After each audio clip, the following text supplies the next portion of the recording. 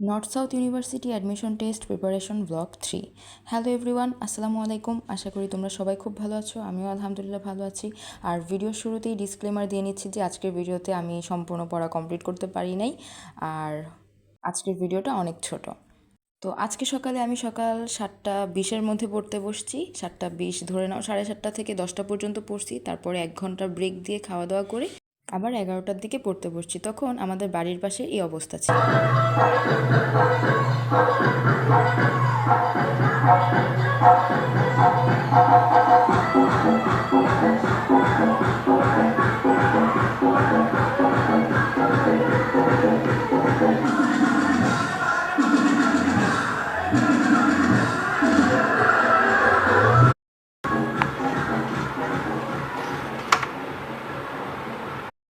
তো আমরা যখন ঘুম থেকে উঠি, ঘুম থেকে ওঠার পরে ফার্স্ট 90 মিনিটস আমাদের ব্রেন একদম ফ্রেশ থাকে।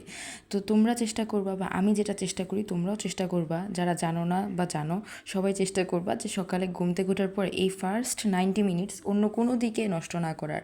এই ফার্স্ট 90 মিনিটকে একদম ভালোভাবে কাজে লাগানোর। ঘুম থেকে ওঠার পরে এই প্রথম 90 মিনিট, ঘুম থেকে ওঠার পরে ফ্রেশ হইতে যতক্ষণ, নামাজ পড়তে যতক্ষণ, এরপরেই পড়তে বসে যাবা। তারপরে হচ্ছে অন্যান্য কাজ, ফার্স্ট স্টেপের পড়া কমপ্লিট করে পরে অন্যান্য কাজে যাবা। ঘুম থেকে উঠে কখনোই সবার শুরুতে ফোন ধরবা না, এটা কিন্তু খুব বাজে একটা হ্যাবিট। আর এটা তুমি সকালে ঘুম থেকে উঠে যে কাজটা করবা না, সারাদিন সেই কাজটাই করতে থাকবা। আর তুমি যখনই ঘুম থেকে উঠো, ঘুম থেকে ওঠার পরে ফার্স্ট 90 মিনিট আমাদের ব্রেন অনেক ফ্রেশ থাকে, সো ওই টাইমটাকে কাজে লাগাবা।